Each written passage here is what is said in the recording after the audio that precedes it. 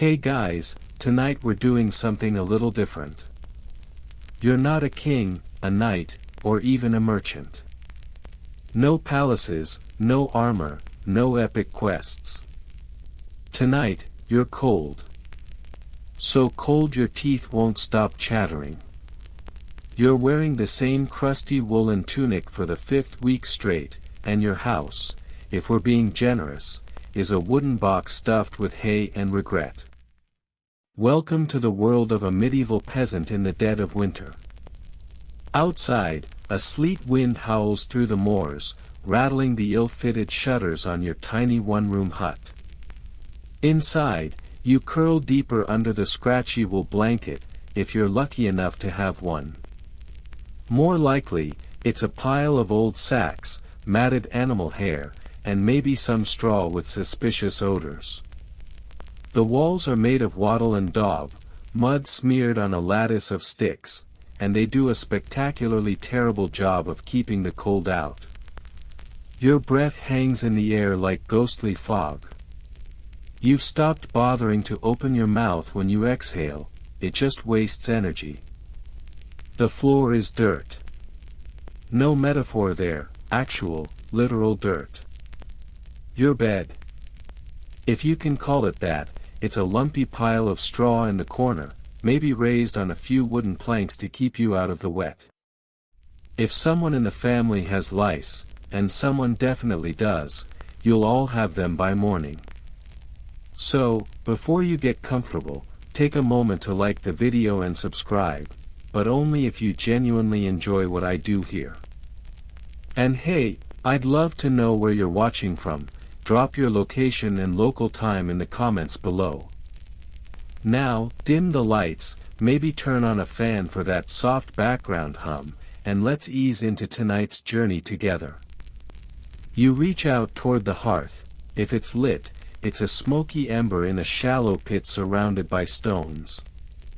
Chimneys are still rare, so the smoke just kind of floats around until it finds its way out through the thatched roof or your lungs.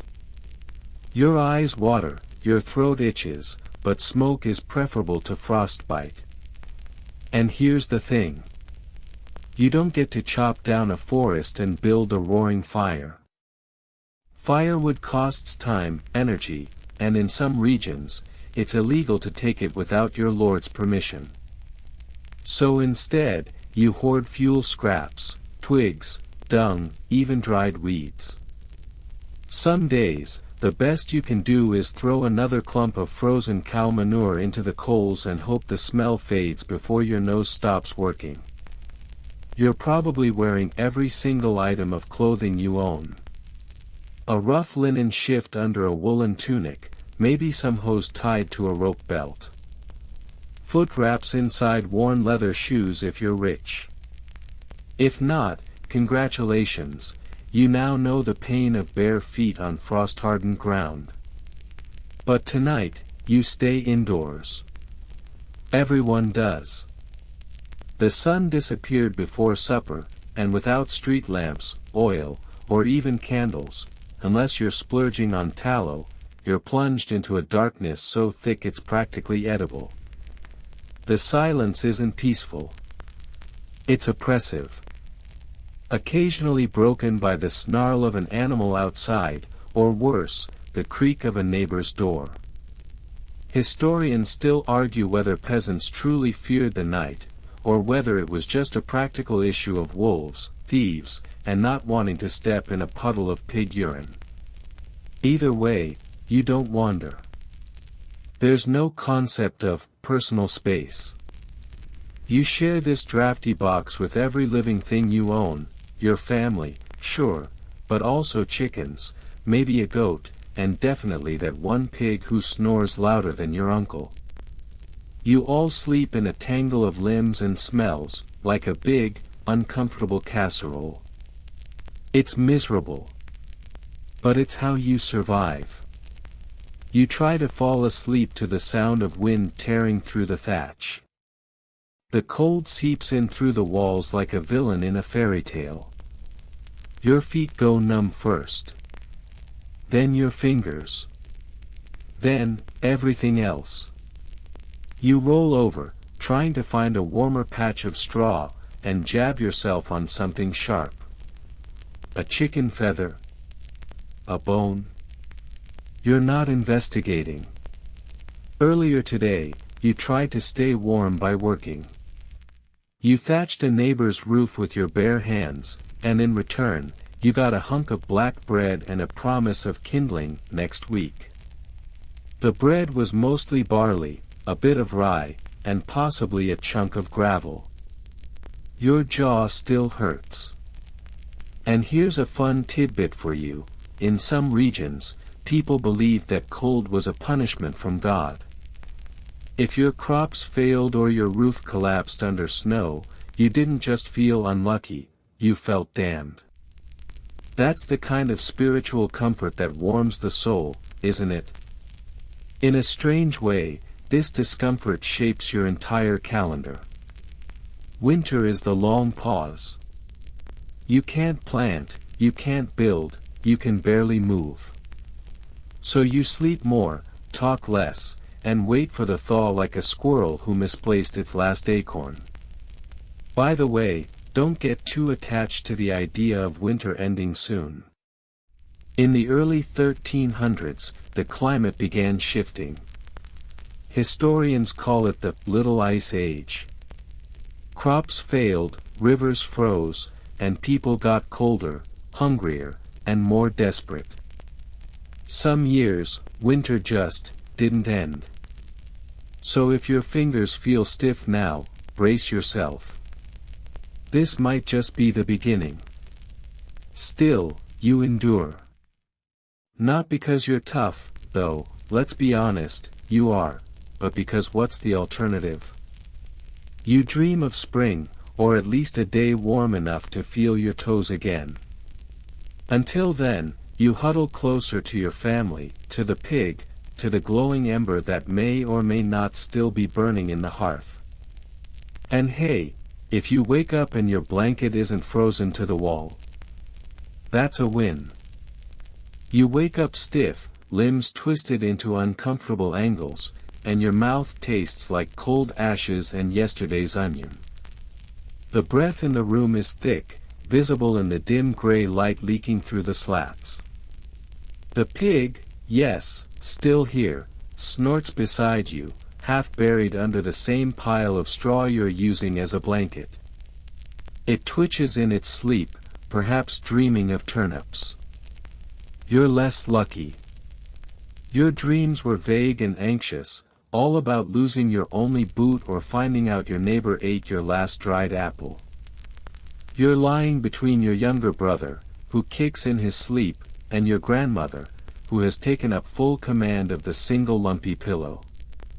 No one talks about it, but you've all developed a rhythm: who turns when, where elbows go, and how to share warmth without too much touching. You're not cuddling out of affection, you're doing it to survive.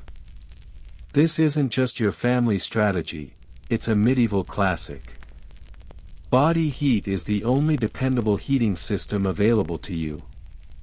The more people packed into a sleeping space, the better.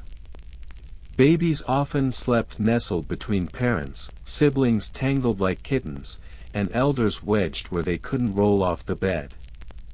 If someone died in the night, which occasionally happened, well, you didn't always notice right away. It was just that they stopped snoring. And here's your bedtime oddity for the evening: in some villages, it was considered good luck to sleep with a piglet on especially cold nights. Not just beside it, with it. You'd tuck the warm, snuffly creature under the covers like a fleshy hot water bottle. Pigs radiate body heat and, bonus, they don't talk back when you accidentally elbow them in the ribs. Historians still argue whether medieval people had specific routines about this. Some say there were actual traditions about pig sleeping nights, others think it was just what desperate folks did without thinking too much. You're leaning toward the latter, mostly because no one has bathed in weeks and everything smells like hay and fermented socks. Your mattress, if we're still pretending that's what it is is a hay-stuffed sack known charmingly as a pallet. Over time, the hay flattens into a mat of prickly misery, and if you don't swap it out every couple of months, which you won't, it becomes a breeding ground for lice, fleas, and mold. Not to mention the occasional mouse family, who treat your sleeping area as their winter chalet. There's a chamber pot under the bed. You all pretend not to notice it during the night, but in the morning, someone's going to empty it behind the hut, where the chickens are too curious for their own good. And yes, it does smell. But what are your other options? Walking outside in the dark, barefoot, across frozen mud just to find a bush that doesn't have thorns? You'd rather take your chances with the pot. You sit up slowly, blanket wrapped around your shoulders like a medieval superhero cape. Across the room, your mother stirs the embers in the hearth, trying to coax a flame from last night's coals. She adds a bit of dried dung and some twigs. Smoke creeps up, reluctant and foul. Breakfast isn't even a word here, it's more like, first edible object we can find. Maybe some leftover stew, stiff with congealed fat, reheated into something vaguely edible. Or yesterday's bread, soaked in goat's milk if it hasn't soured completely. And here's a little culinary twist, that bread. It's made of whatever grain survived the last harvest. Usually barley or rye, and occasionally ground with some bonus extras, acorns, pea husks, and the occasional rock chip from an overworked millstone. You chew carefully. Dental care isn't medieval peasantry's strong suit. Back in the sleeping corner, your little sister is still dozing, wrapped in the family's one decent sheepskin. She's lucky. The rest of you share scratchy wool blankets that were probably old during the reign of King John. You patch them constantly, but they're always damp. No matter how close you hang them to the fire, they never dry completely. Moisture is your constant companion, like guilt after eating the last of the winter onions. Every few weeks, if the weather allows and the lice situation becomes unbearable, you drag the bedding outside to air it out. But more often, you just deal with the bites and blame them on bad luck or a neighbor's curse. Superstition fills the gaps where science has yet to arrive. You shuffle toward the fire and hold your hands out. They're cracked, calloused, dirt-lined. Your nails are ragged from hauling, scraping, and whatever unpleasant tasks yesterday required. You try not to think too hard about your own smell. After a while, everyone blends into one shared aroma, a stew of wood smoke, animal, wool, and something suspiciously sour.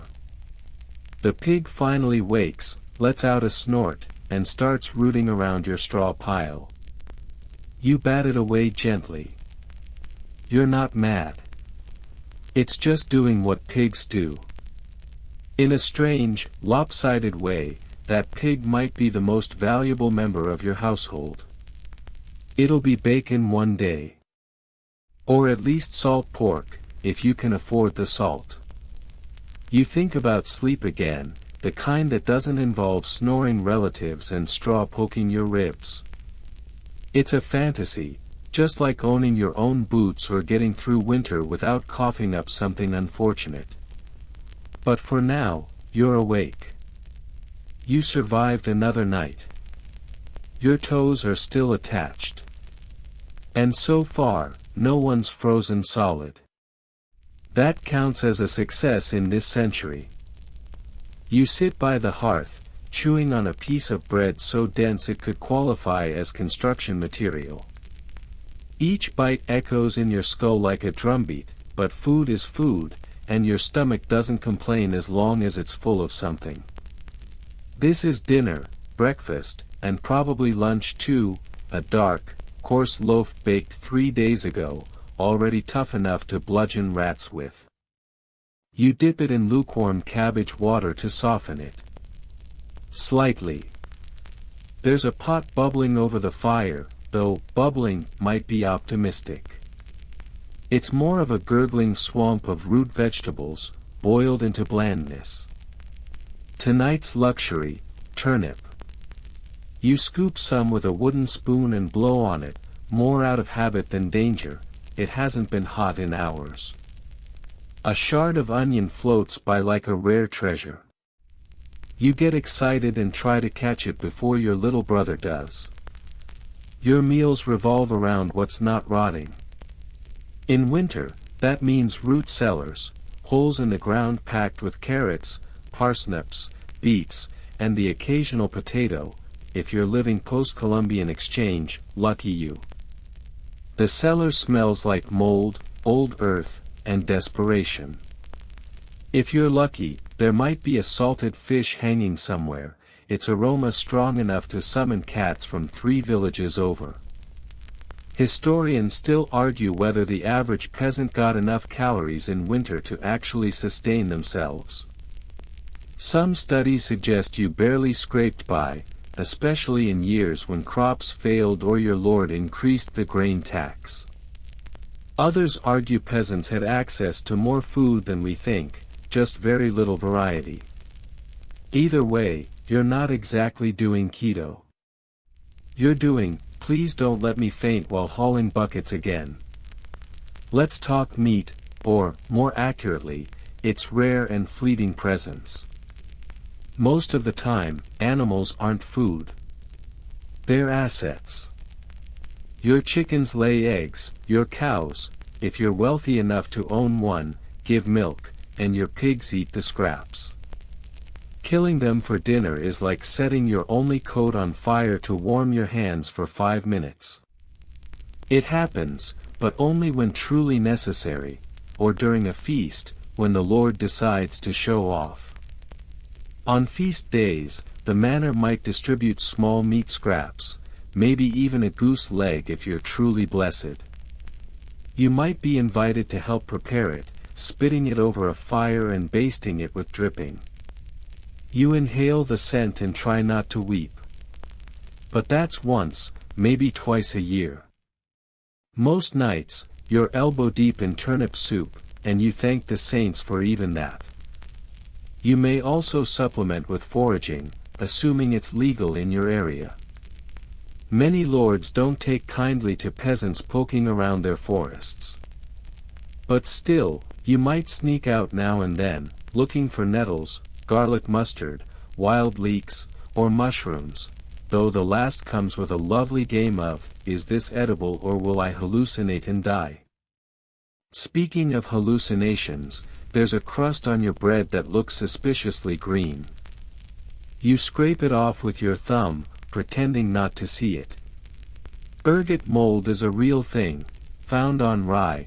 It can cause seizures, convulsions, and a condition called St. Anthony's fire. You've heard rumors of whole villages struck down, writhing in pain and visions. Some say it's witchcraft. Others whisper it's punishment. You just think it's bad baking.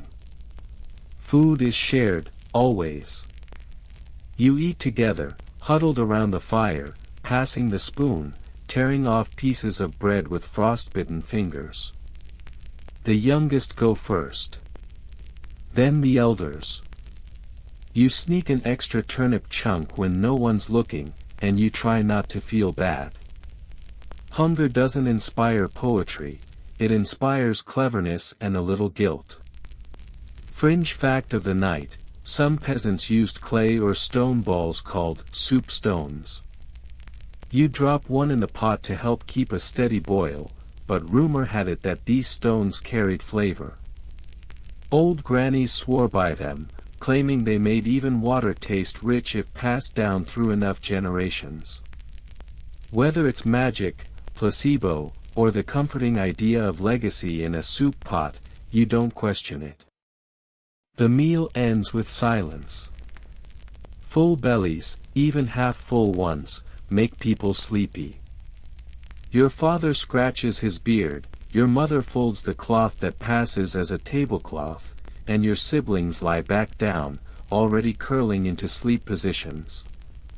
You stay a moment longer by the fire, watching the last of the turnip water bubble into nothing. You wonder what tomorrow will bring, though survival is always the safest bet. As you scrape the pot with a wooden spoon, trying to get the crispy, burned bit stuck to the bottom, you can't help but wonder about the manor house up the hill. You've heard stories. Roasted boar, pastries stuffed with dried fruits, barrels of ale. You saw the kitchen once. It was warm and bright and smelled like cinnamon. They even had a cat that didn't look half-starved. But that's a world away. Here, in your tiny hut, the meal is over. Your stomach still rumbles, but it's not as loud as yesterday. That's enough. You rinse the bowls with a splash of lukewarm water and dry them with a cloth that probably used to be a shirt. Or a diaper. You don't ask questions. And then you sit back, feeling the last warmth of the hearth against your shins, your breath rising in silver clouds. The air smells faintly of boiled root and damp wool. Everyone else is asleep now.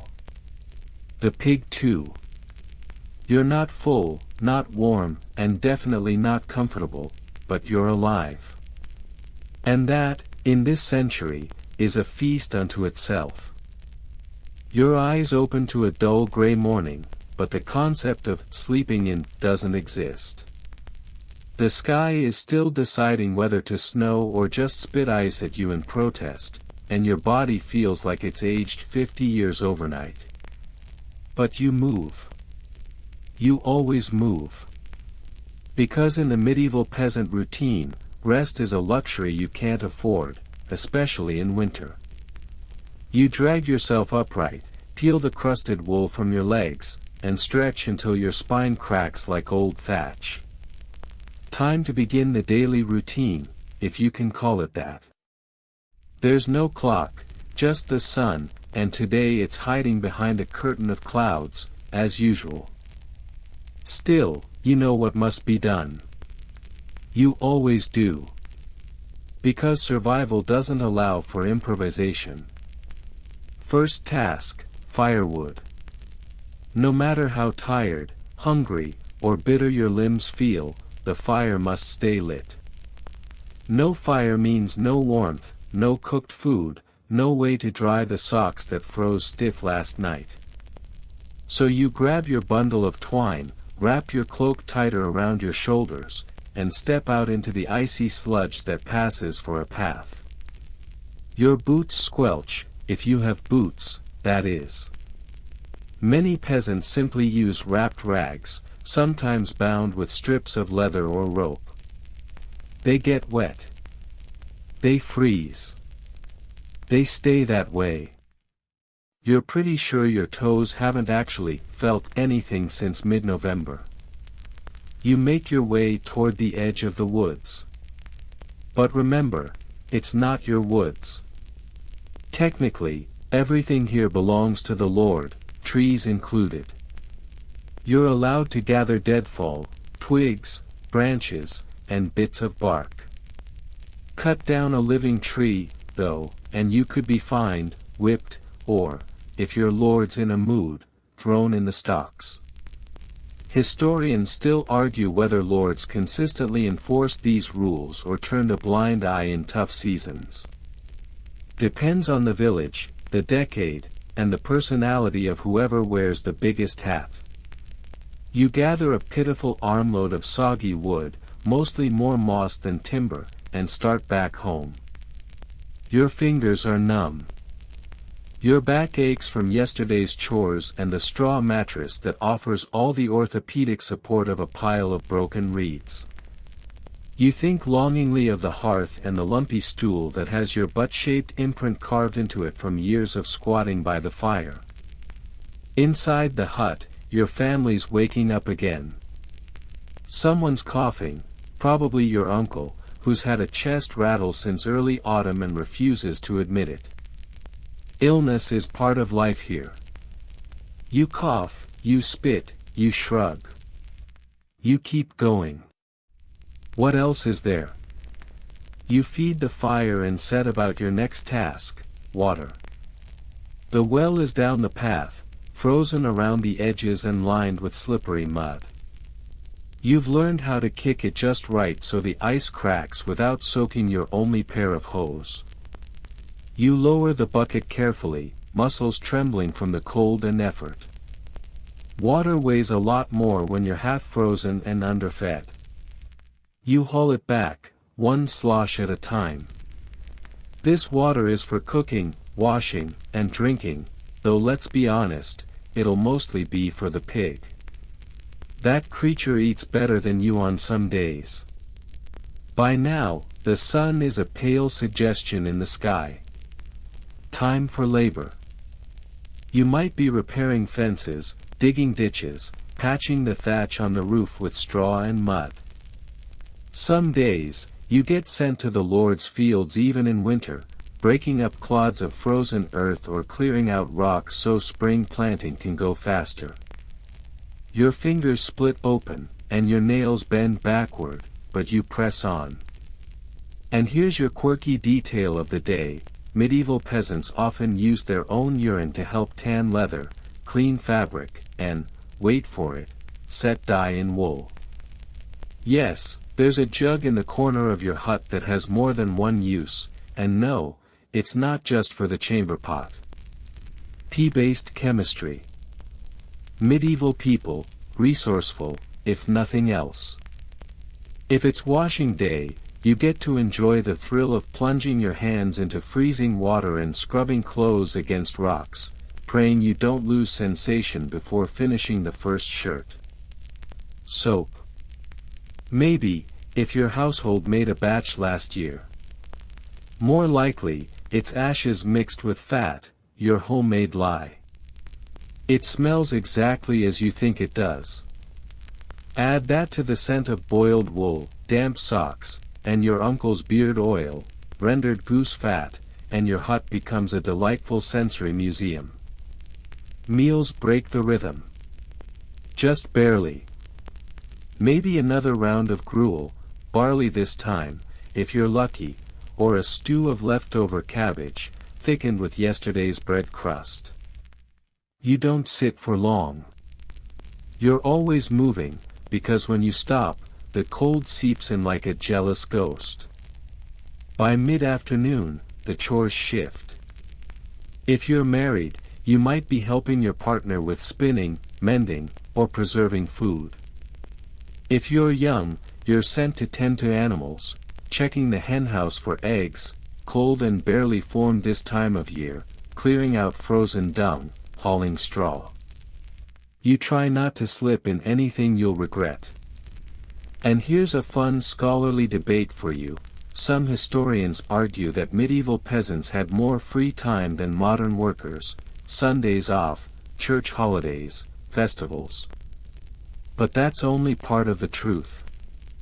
Yes, the church calendar offered breaks, but that didn't mean you weren't still hauling water, feeding pigs, or scrubbing pots. Day off didn't mean what it means now.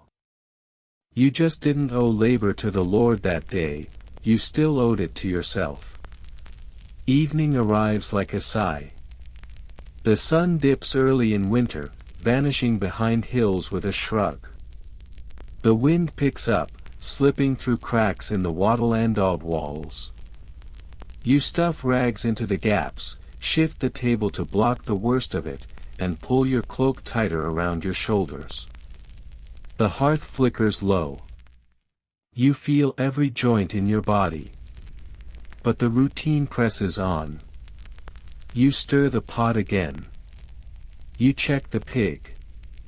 You peel your damp socks off and lay them near the fire. Someone sneezes. Someone else is already snoring. And you? You just sit there for a while, staring into the orange glow of the coals, wondering how cold it might get tonight. Night deepens, and the fire's warmth starts to fade, replaced by the creeping chill that curls around your ankles and noses into your sleeves. You're sitting on the same crooked stool, rotating your feet like rotisserie hens in hopes that one side will defrost before the other side freezes again. The embers glow faintly, but you don't feed them much more wood, there's only so much left, and you still have tomorrow to get through. Probably the day after that, too. Winter's not going anywhere. It's bedtime, or rather, the point when your body finally gives in and crumples toward unconsciousness. There's no official bedtime routine. No brushing teeth, you still have 3 or 4, depending on how hard you chewed your bread today, no turning off lights, candles cost beeswax and beeswax costs actual bees, and no pajamas, your clothes are your pajamas, and your only goal is not to freeze in them. You shuffle over to the sleeping area, which is either a straw pallet, a moth-nibbled blanket heap, or just a bare patch of floor. If your family's got status, say, 10 more chickens than your neighbors, you might sleep on a wooden frame with ropes across it and a straw-stuffed mattress on top. Don't get too excited, though. That straw has seen some things. And you know for a fact it's been peed on by either the baby, the dog, or both. You wedge yourself into your usual corner. Someone's already snoring, loudly. Someone else is muttering in their sleep. One of the kids is curled against your ribs like a small, bony stove. You're not annoyed. In fact, you're grateful. Body heat is the only central heating you've got. You pull the coarse wool cloak tighter around your shoulders, tuck your hands beneath your armpits, and begin the delicate game of, how do I sleep without turning into a human icicle? You breathe through your nose, your mouth lets out too much heat, and curl your toes inside your makeshift foot wraps. Here's where things get interesting. See, the real challenge isn't just the cold, it's the wet cold. Everything is damp. The air. Your blankets. Even your dreams feel soggy. Thatched roofs leak, even when they're freshly patched, and walls made of sticks and mud don't exactly insulate like a ski chalet. Wind whistles through them with an attitude, and the walls reply with groans. You hear the pigs shuffle and sigh. Somewhere outside, something howls, fox, maybe. Or something hungrier. You think about what you forgot to do. Did you block the door crack? Did you tuck straw around the window's edge? Did you remember to put a rock in the hearth to heat and slide under the baby's bedding? These thoughts swarm in the cold-induced insomnia cloud that hangs over your head like a mildewed canopy. Sleep comes in waves. You nod off for an hour, then wake up when your nose gets too cold. You roll over, causing a chain reaction of elbows and feet among your siblings. A whispered argument breaks out, followed by a quiet fart. No one even reacts. That's life. That's family. Now here's your quirky tidbit for the night. Some medieval folks, especially in colder northern regions, reportedly slept in 2 shifts. This segmented sleep idea suggests people would go to bed early, sleep for a few hours, wake up around midnight, pray, talk, even visit neighbors, yes, in the dark, in the cold, in medieval pajamas, and then sleep again until morning.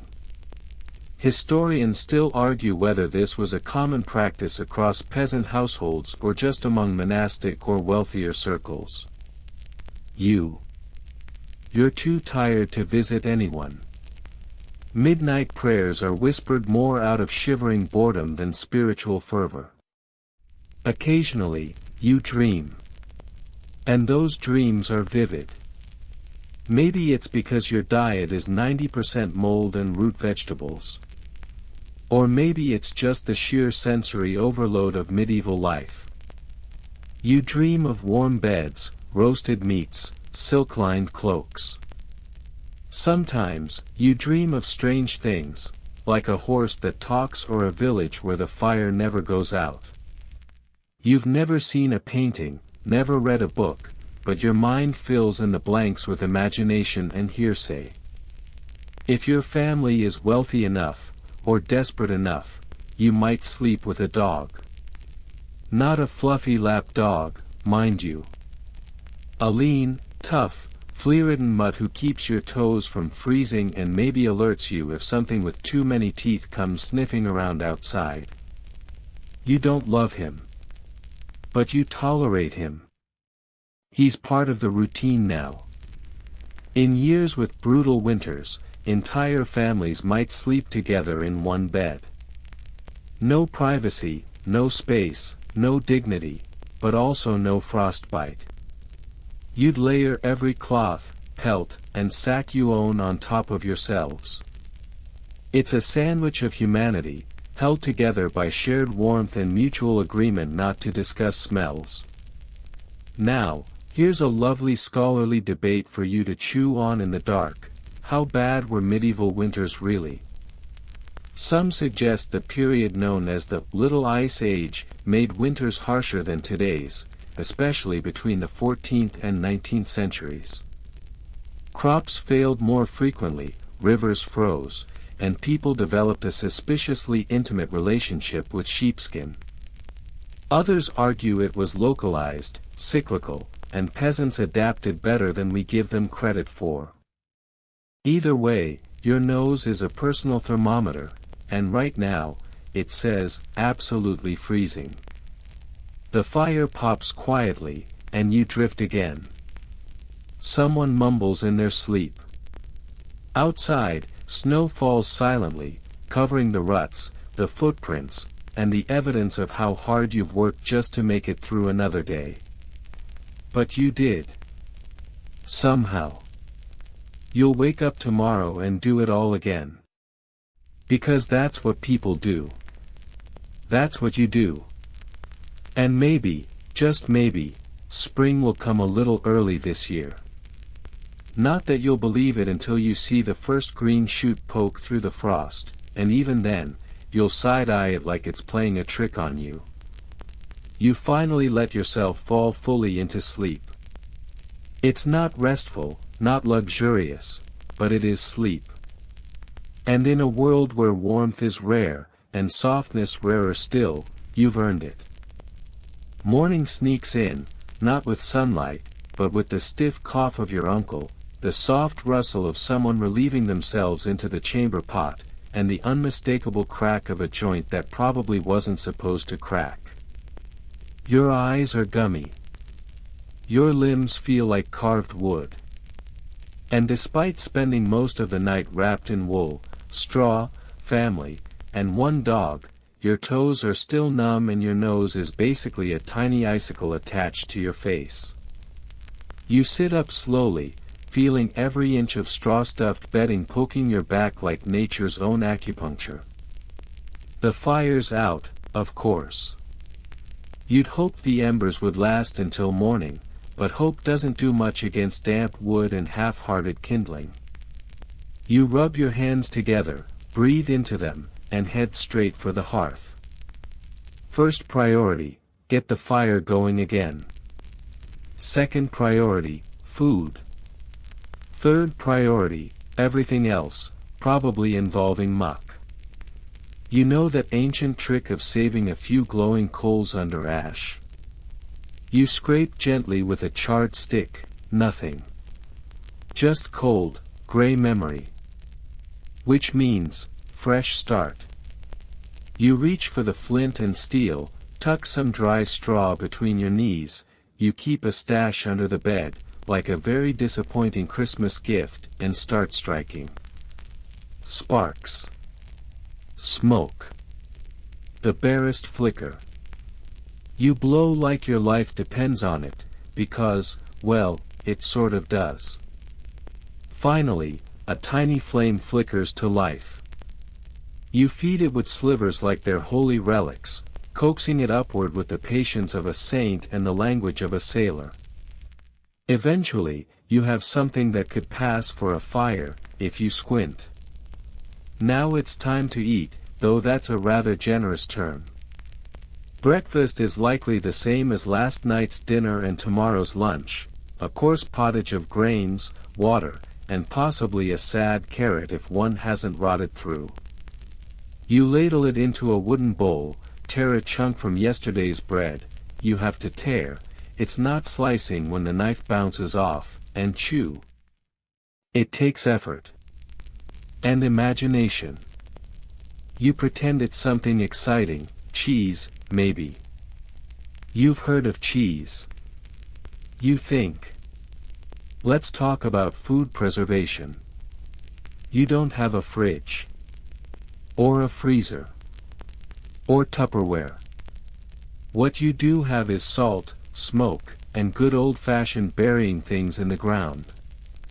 If your family had meat, say, a pig slaughtered before the first frost, it's hanging above the hearth now, blackened with smoke and curled into itself like a petrified spiral. That's your treasure.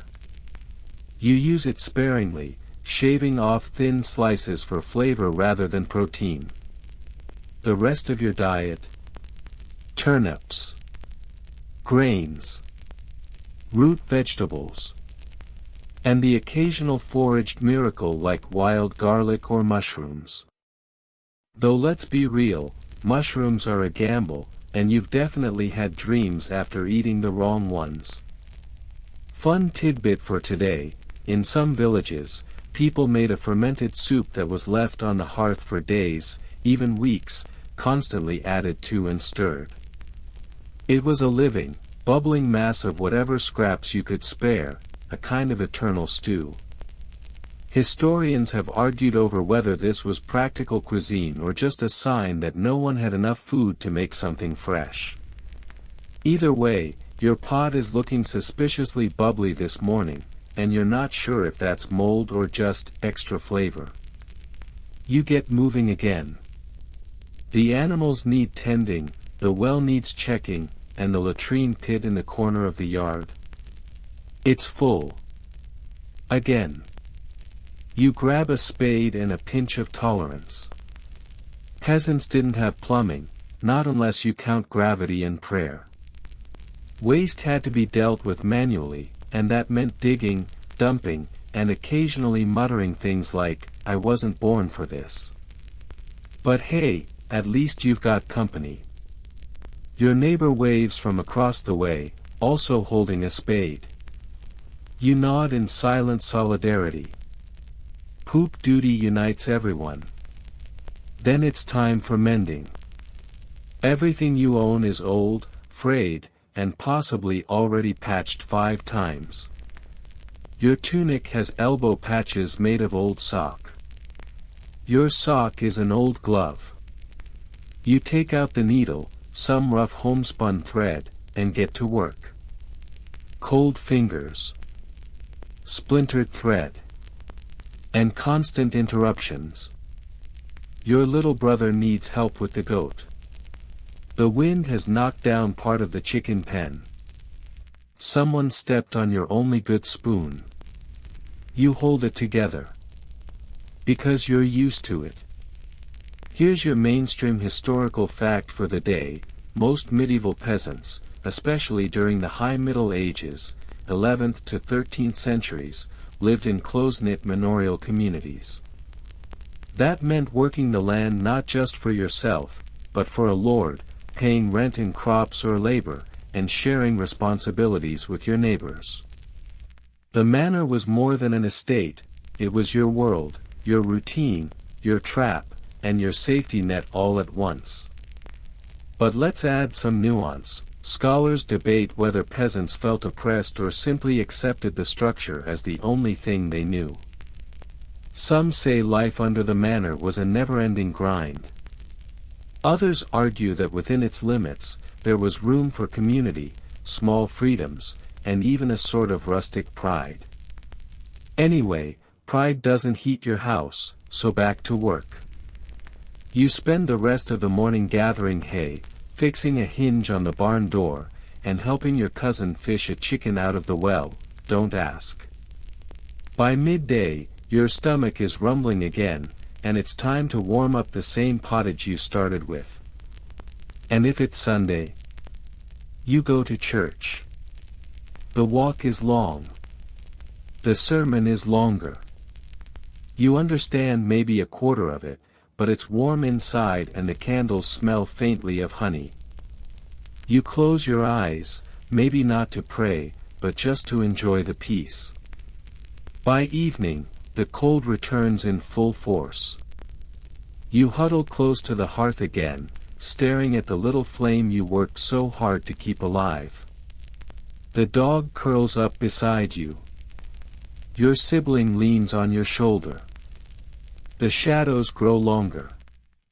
And just before bed, you whisper a little prayer. Not because you're pious, but because there's a storm in the air, and you can feel it in your knees. You hope it passes quickly. You hope tomorrow's just a little easier. You hope.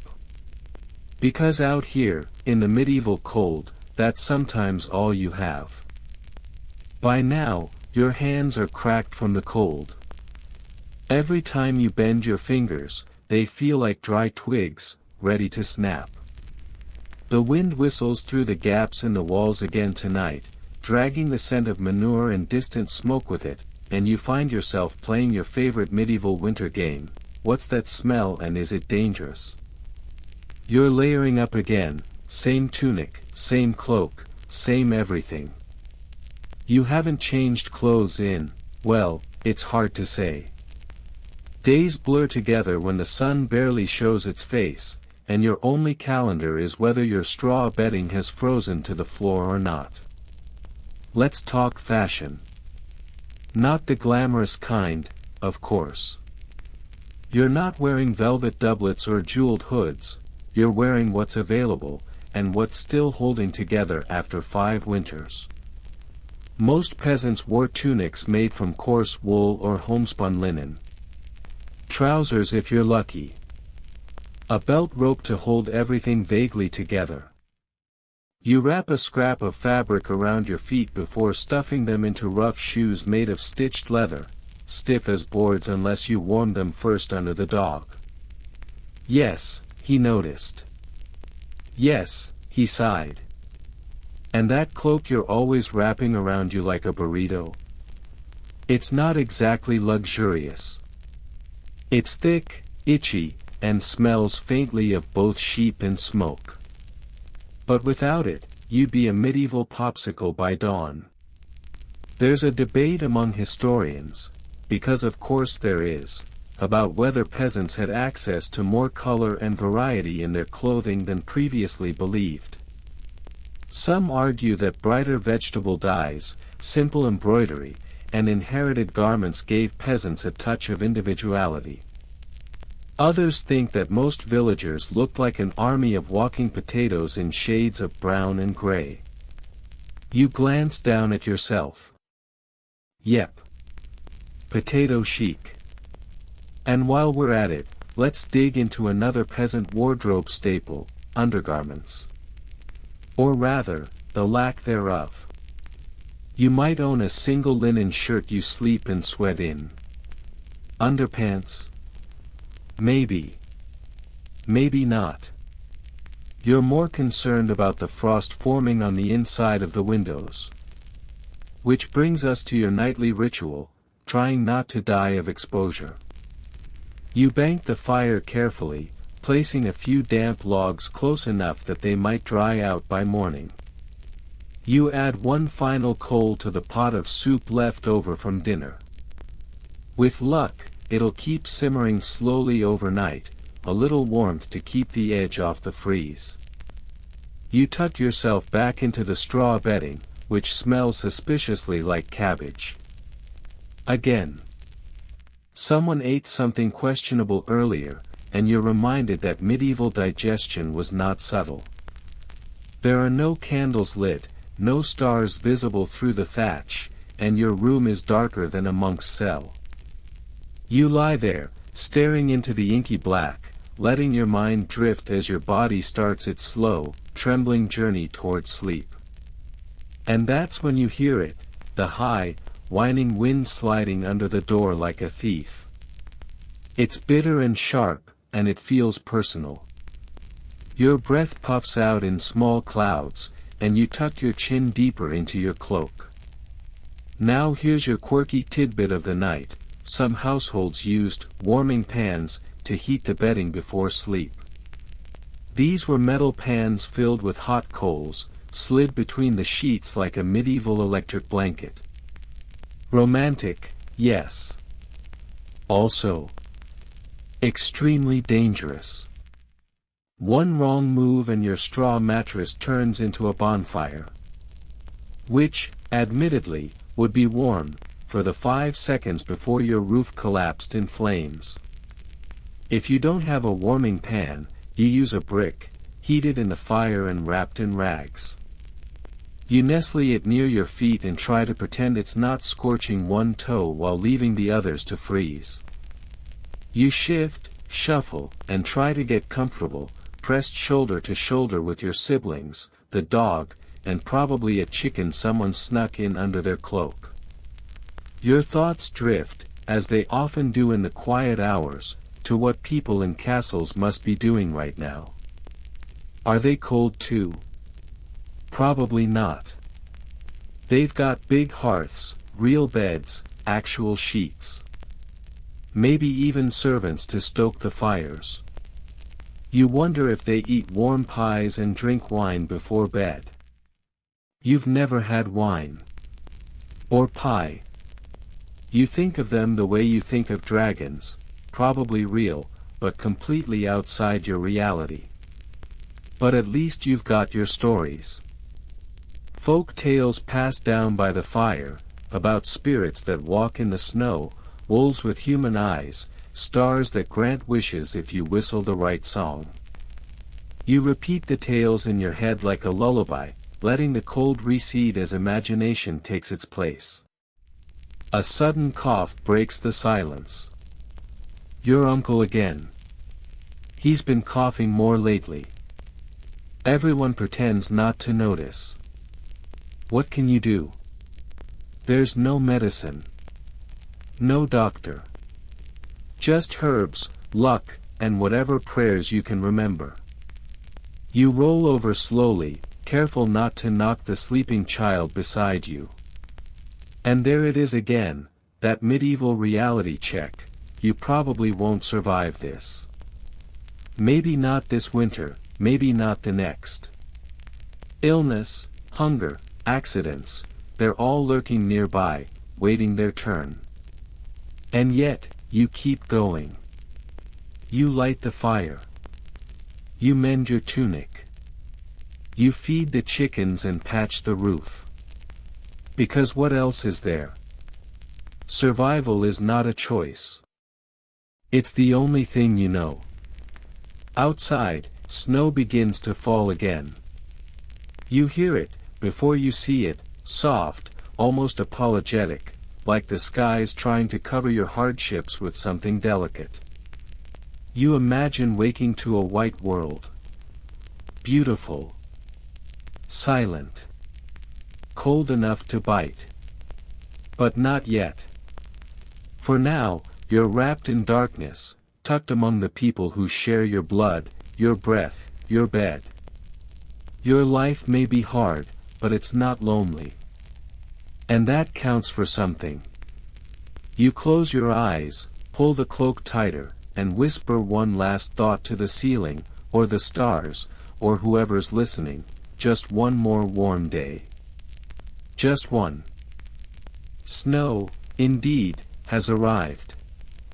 You wake to an eerie hush, the kind that only comes when the whole world is tucked under a blanket of white.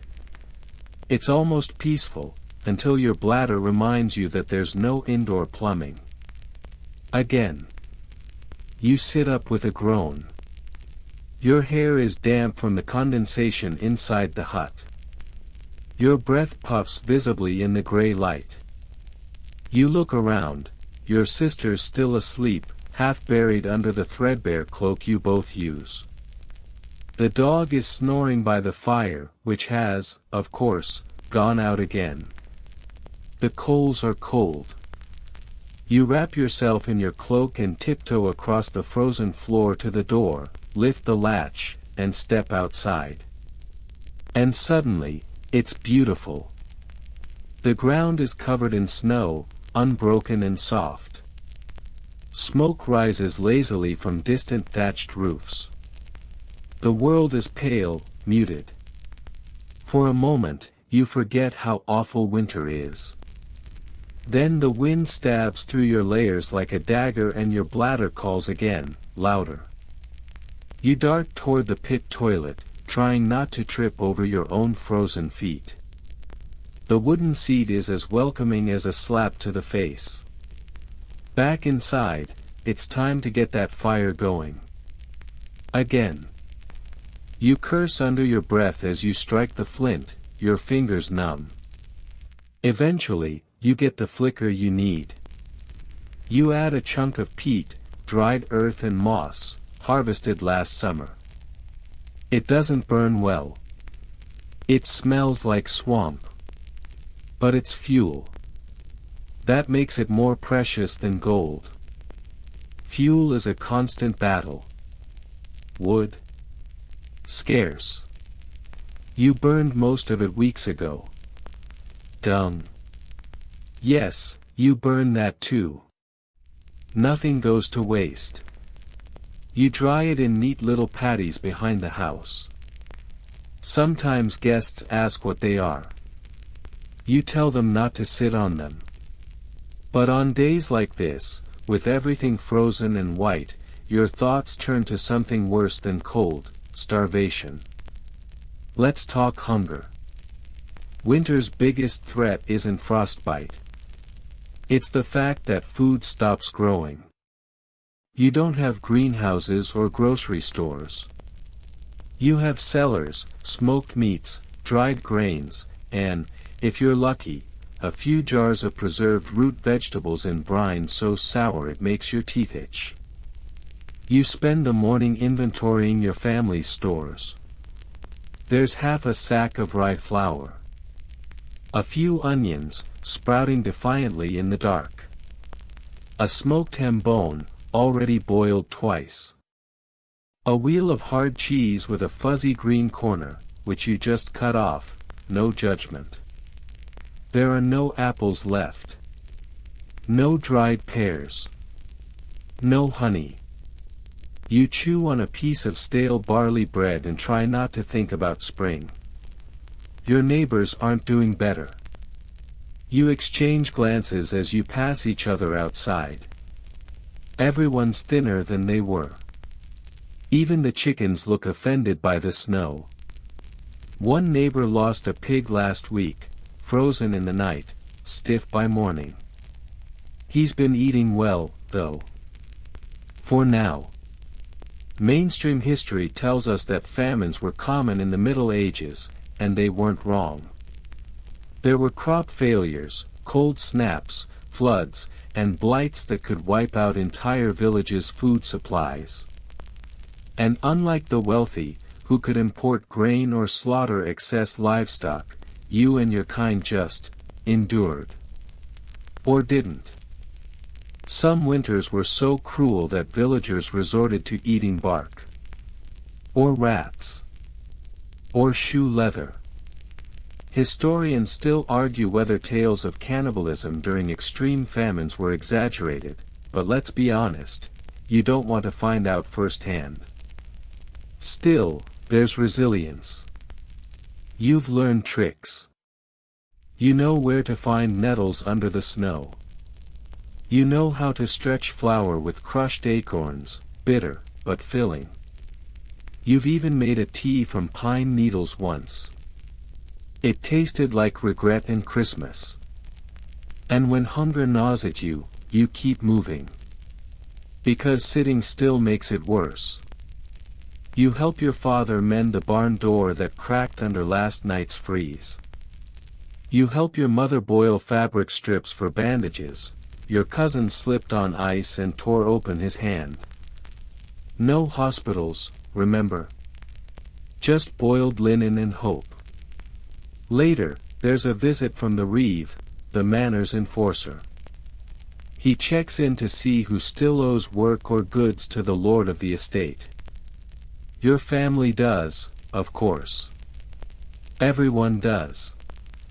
The reeve doesn't smile. He never does. He reminds you of the wood quotas. The repairs to the lord's mill. The poultry tax. Your father nods grimly, hands stuffed deep in his sleeves. The manor doesn't care that your cupboards are empty. Obligation doesn't pause for winter. After he leaves, the silence returns, broken only by the soft creak of snow under boots and the occasional cry of a bird, desperate and confused, like it can't believe winter came again. You help chop what little wood remains. Your axe is dull. Your shoulders ache. You curse every tree for growing so slowly. Here's your fringe tidbit. In some parts of medieval Europe, people believed that if you burned certain herbs on your hearth, it would chase away not only evil spirits but also the cold itself. You tried that once. The only thing that chased away was the dog. He still won't go near that corner of the house. Evening comes fast. It always does in winter. The shadows stretch early, swallowing the snow in deepening blue. The fire crackles weakly, just enough to warm your fingers as you rotate them like skewers. Supper is, surprise, pottage again. But this time, there's a turnip chunk in it. Big day. As you eat, someone hums. A low, quiet melody, probably older than memory. You join in softly. So does your sister. The tune weaves between you all, filling the cracks the cold has left in your bones. And when the bowl is empty, and the fire dies down, and everyone curls under shared blankets again, you listen for the wind. Tonight, it's gentler. Still cold. Still cruel. But less sharp. Less angry. You close your eyes. Let the hunger fade for now. Let the ache drift into sleep. Tomorrow will ask more of you. But tonight, you've done enough. Morning comes late in winter. You stir in the dark, uncertain whether it's dawn or still night. There's barely any light peeking through the cracks in the shutters, and your toes have gone on strike again. You lie there for a moment, swaddled in layers that smell of sweat, wood smoke, and something vaguely goat-like. Then the rooster crows, loud, rude, and exactly on time. A reliable annoyance, that one. You sit up, crack your neck, and get moving. The trick to not freezing is to never stop. So, you start the day the same way you always do, by hauling yourself upright and making peace with the fact that your bones will not forgive you for this. The fire's out again, of course. You shuffle over to the hearth and prod the ashes, hoping for a reluctant ember. Nothing. You groan, grab the flint, and spark up the coals for the 1000th time. The trick is patience. And cursing. Lots of cursing. Once the fire's crackling, you breathe in the heat like it's soup for your lungs. You hang a pot of thin porridge over the flames and count your blessings. It's hot, it's bland, and it's food. You slurp it from a wooden spoon and stare into the flickering flame, lost in the rhythms of survival. Today, it's time to fix the roof again.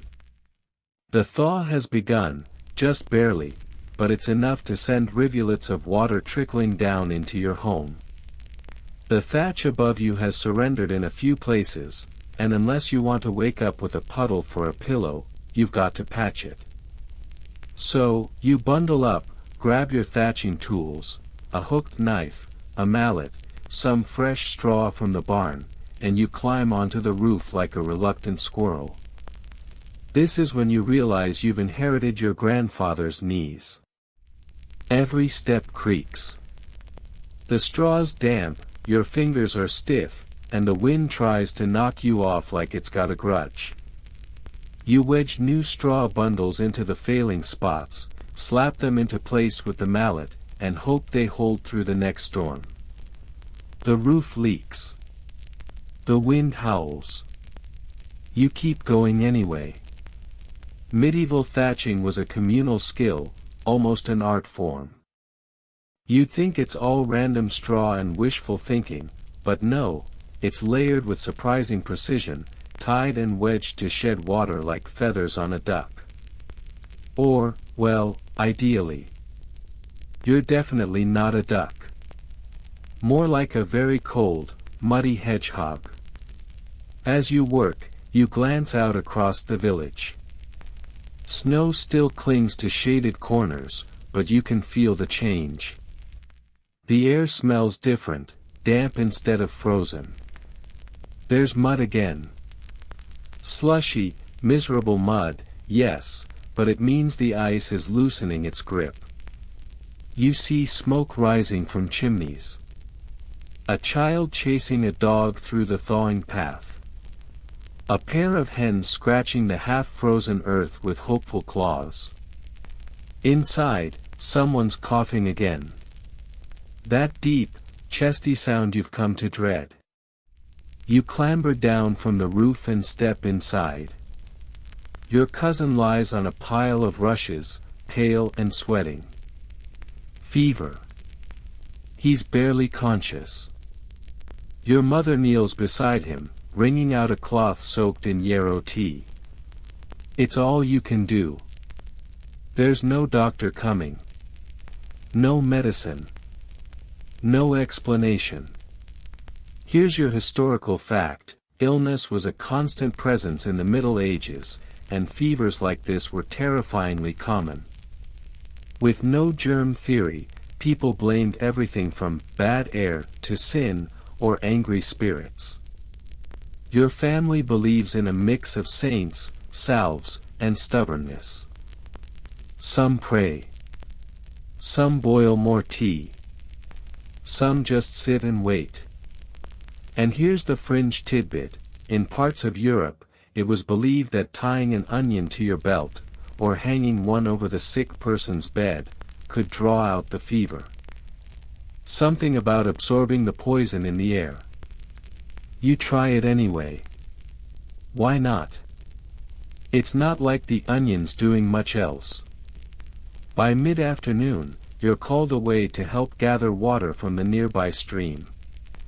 The snowmelt has thickened the banks into a soupy mess, but the water is flowing again, another sign that spring is flirting with the horizon. You fill wooden buckets with icy water, trying not to fall in. You've done it before. It's unforgettable. While walking back, you pass old Marta's house, the village midwife and part-time herbalist. She waves you over and presses a bundle of dried herbs into your hands. For the cough, she mutters. You nod gratefully, even though it smells like dead cat and wet leaves. Hope comes in strange forms. Back home, the herbs go into the pot, releasing a strange, bitter perfume that fills the hut. You spoon some into your cousin's mouth and hope for the best. That's all you can do. Outside, the sun makes a brief appearance. You step into it like a plant leaning toward warmth, letting it soak into your face. Your breath no longer fogs. Birds chirp, tentatively, like they're checking if it's safe yet. You think about the planting season ahead. About digging frozen earth. About breaking your back to make sure there's food next winter. And yet, despite everything, there's a flicker of something. Not quite joy. More like stubborn, bone-deep endurance. The knowledge that even though winter has chewed at your heels, it didn't win. Not this time. Historians still argue whether the average peasant's life was one of unending misery or quiet contentment. Some point to the harsh conditions, constant hunger, and endless labor.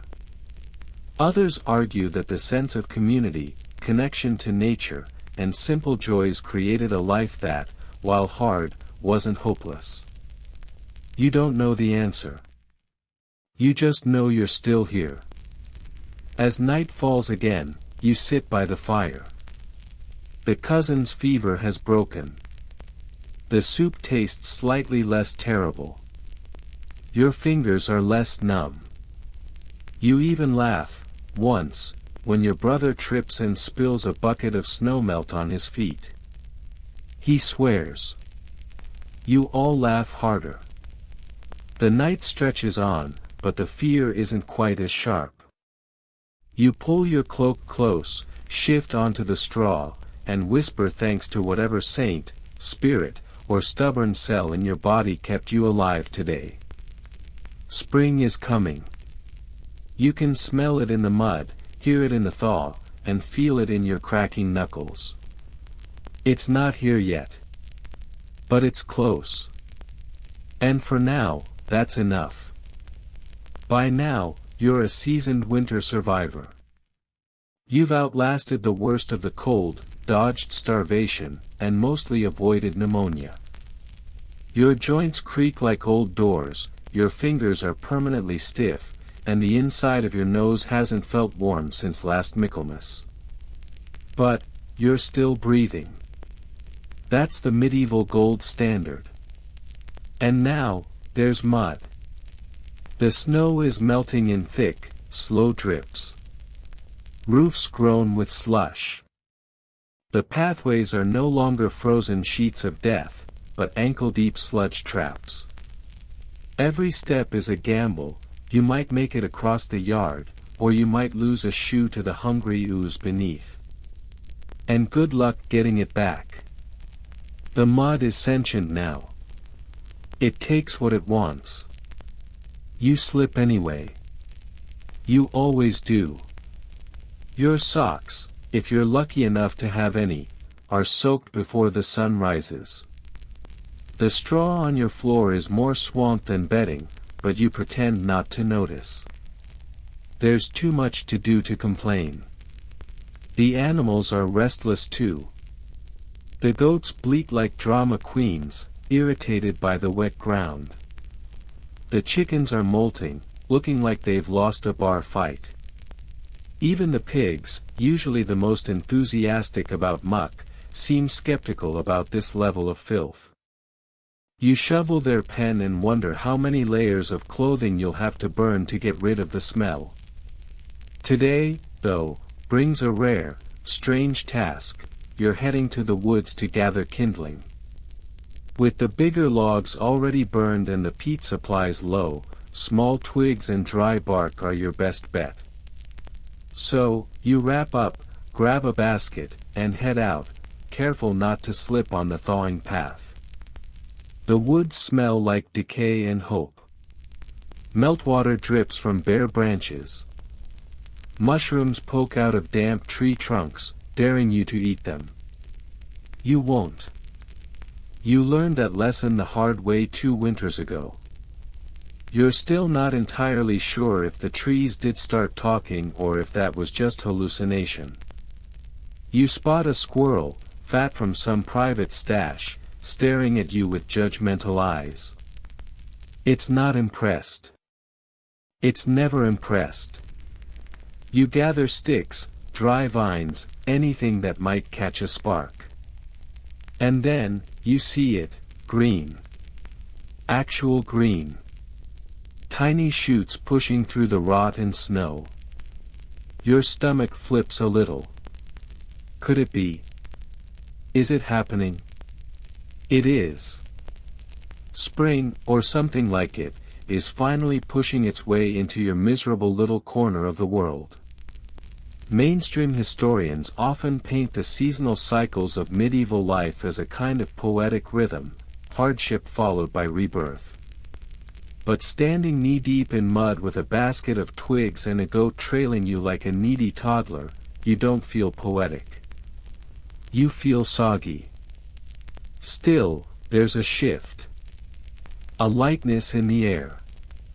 A promise.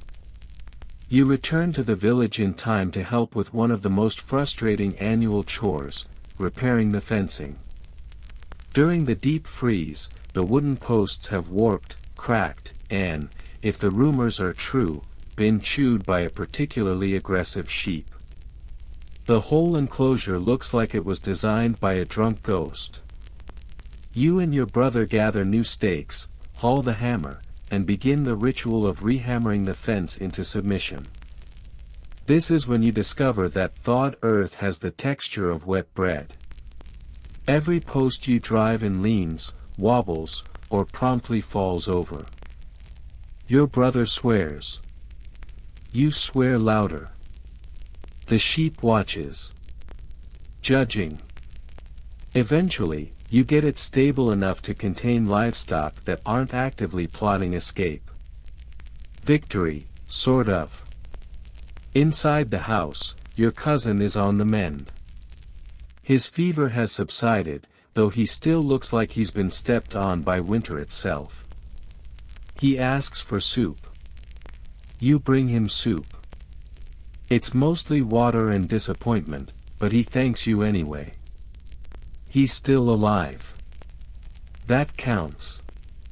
Here's your fringe tidbit. In some parts of medieval Europe, people believed that if you scratched the first green shoot of spring onto the lintel of your door, it would ward off illness for the whole season. You saw old Marta doing it earlier, scraping a line of green across her threshold with a gnarled finger. You think about doing it too. Can't hurt, right? Later in the day, a village elder begins organizing the spring tasks, tentatively.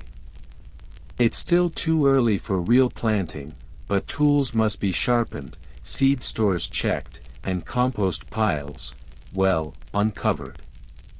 You do not envy the poor soul who gets stuck with that job. Historians still argue whether peasants like you understood agricultural science in any formal sense. But the truth is, you don't need Latin names for nitrogen balance to know that cow dung makes things grow. You've seen it.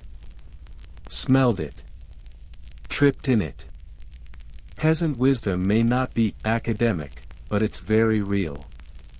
By evening, the village feels different. People are outside again, heads lifted toward the weak sunlight. Children squelch through the mud with the kind of joy only the very young and very stupid can muster. Someone plays a pipe near the well.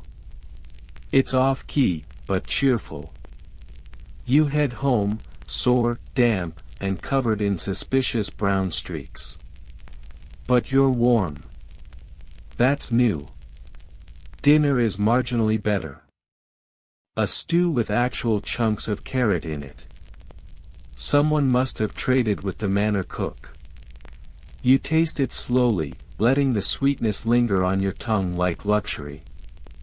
Afterward, you sit by the fire. It burns more easily tonight, thanks to your hard-earned twigs. Your family talks about planting. About eggs. About maybe, just maybe, replacing the goat. The goat looks offended. It knows. And as you lie down on your damp straw, you realize, winter hasn't won. It tried. It buried you in snow, gnawed at your fingers, stole your energy and your food. But it's losing now. And you're still here. Tomorrow, the mud will still be everywhere. The goats will still scream. But there will also be more green. More warmth. More days like this, muddy, messy, hopeful. And that, you think as your eyes drift shut, is the most rebellious thing of all. The world is shifting under your feet. Literally, because that squelching noise you hear every time you step outside is the ground slowly, soggily waking up from its frozen coma. The air no longer bites so viciously. The sky still sulks with low-hanging clouds, but it lets sunlight break through now and then, like an overworked tavern keeper begrudging you a drink. The change is subtle at first, but it's there. You feel it in your bones, which still ache but now more from work than from cold. You feel it in the mornings, which arrive earlier, with birds that dare to sing again, even if they sound like they're just testing the waters. You stretch your back, blink at the weak dawn light, and head out to do something terrifying, check the food stores. This is always a dice roll. You swing open the storage shed door and brace yourself. Inside, it smells like dust, dry roots, and a whiff of something that might once have been an apple. You check the bins. The root vegetables have gone a little soft, but they're not rotten. The onions are holding on. The last of the salt pork is smaller than you remember, and the grain sacks have clearly been nibbled by mice, again. You mutter something that probably counts as a medieval curse. The mice aren't scared. Still, the stores aren't as bad as they could be. You've rationed well. There's enough left to limp to the first harvest, assuming you don't trip over your own bad luck between now and then. This week, the plows come out. They're ancient, creaking beasts made of wood, iron, and desperation. You and your neighbors drag them from the barn, brush off the cobwebs, and look at each other like soldiers before a siege. Time to break ground. The fields, still half frozen and crusted with last year's failures, lie ahead like an insult. You take the plow handles and begin. 1 foot in front of the other. 1 furrow at a time. This is where you learn something important: your back is not your friend. It complains with every push. The soil clumps together like wet dough, and every few feet you have to stop, wrench out a stone, or apologize to the oxen, who are even grumpier than you are. Here's your mainstream fact: medieval agriculture was backbreaking and essential. Without machines or fertilizer, everything depended on timing, technique, and a little luck. The plow wasn't just a tool, it was a symbol of life itself. You didn't eat if you didn't break earth. You paused to rest and chew a bit of dried turnip. It tastes like hope if hope were bitter and slightly chewy. Then you spot something strange in the sky: smoke, rising from the direction of the forest.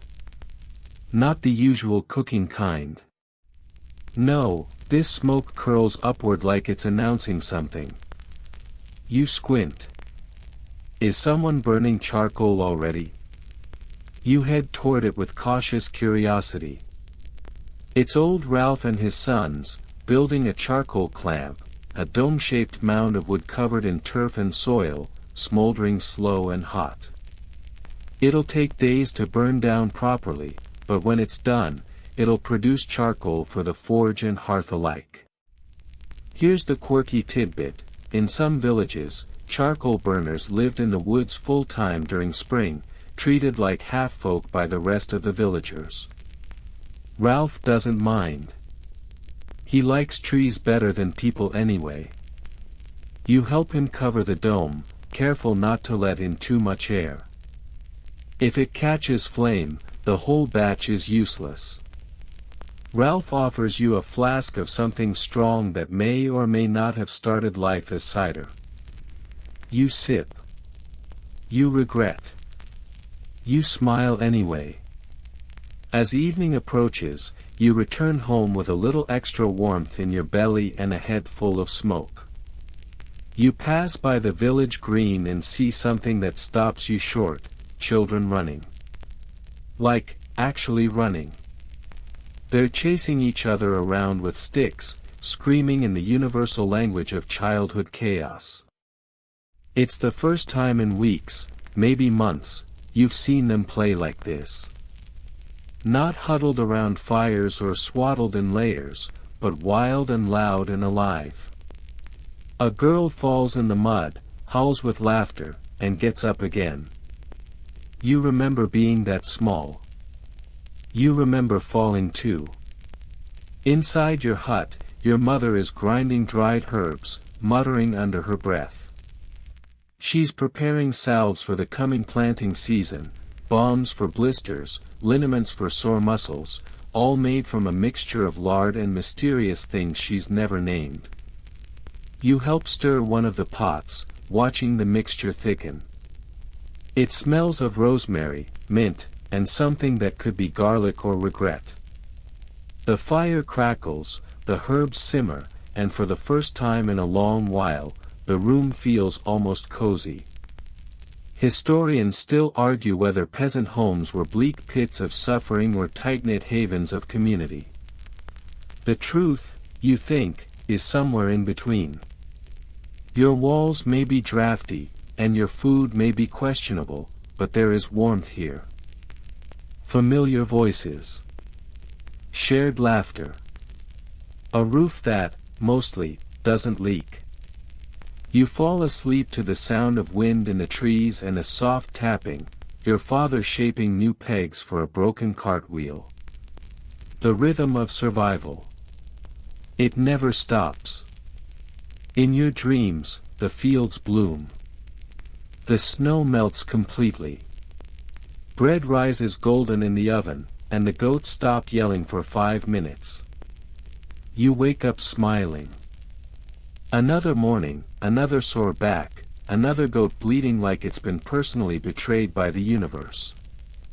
The sun peeks through the clouds a bit more boldly today, and you can almost feel its heat, not enough to actually warm you, of course, but enough to give you that dangerous thing, optimism.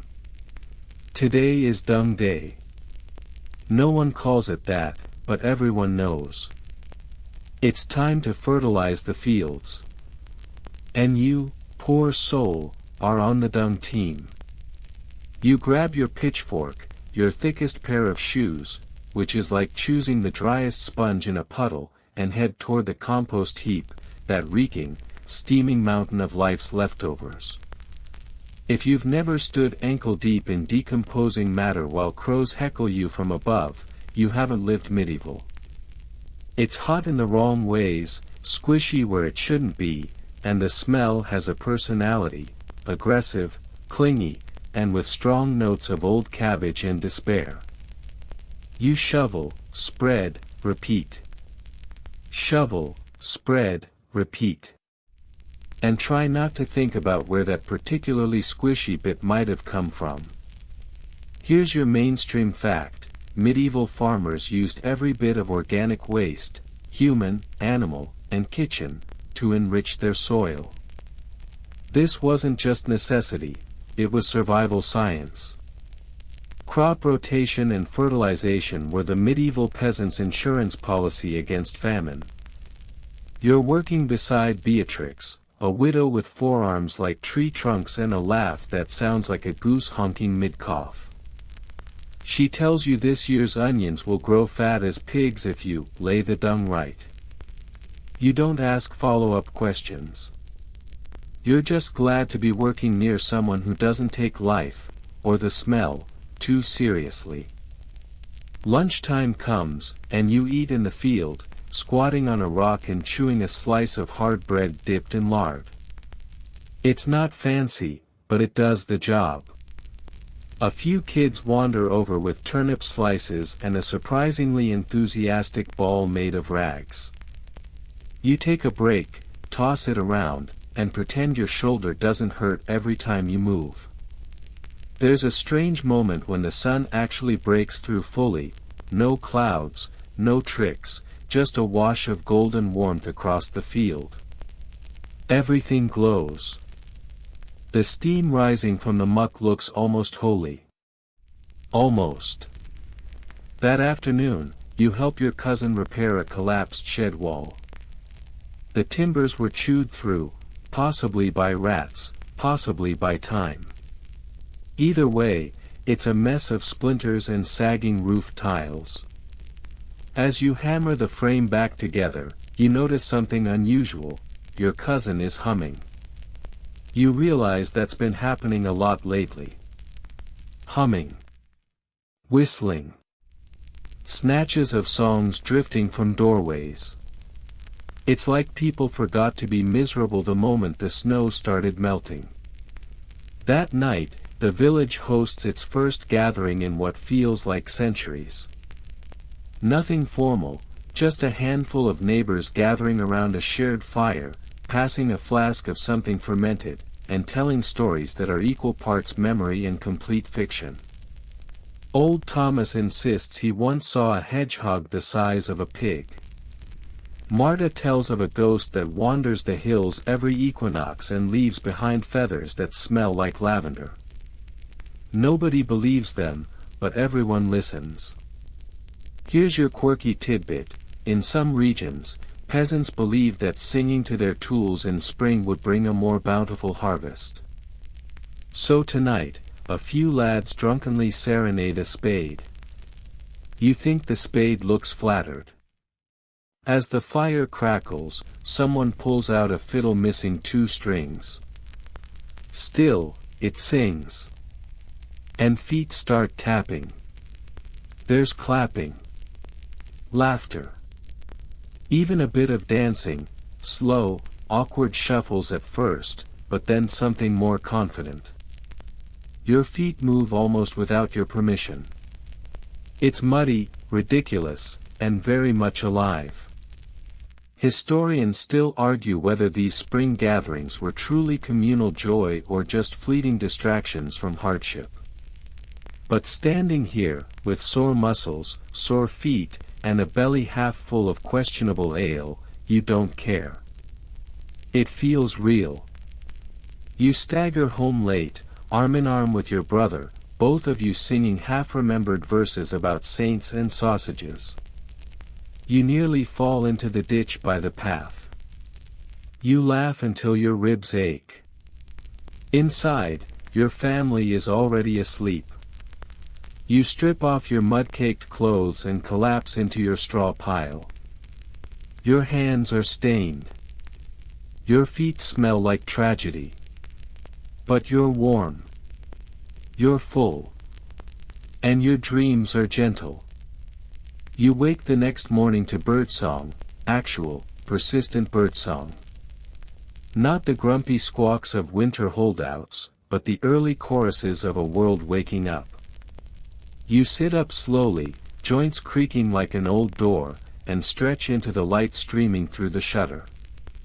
Outside, the village is moving. Men carry tools. Women air out wool and linen on crooked racks. Kids run errands or just run. A dog chases a chicken. The chicken wins. You head to the communal well and help draw water. The pulley groans but obeys. The water is cold and clean, and when you splash your face, it shocks you into full wakefulness. Your reflection in the bucket looks less miserable than you expect. Maybe even hopeful. Today, you'll haul more compost. Maybe help dig furrows. Tomorrow, you might start sowing.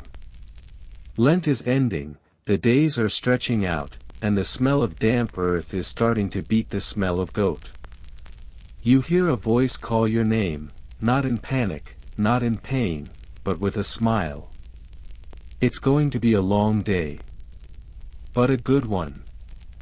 You wake to the sound of church bells. Not the usual slow toll of Sunday Mass, but a lighter, quicker ring, someone's wedding, maybe.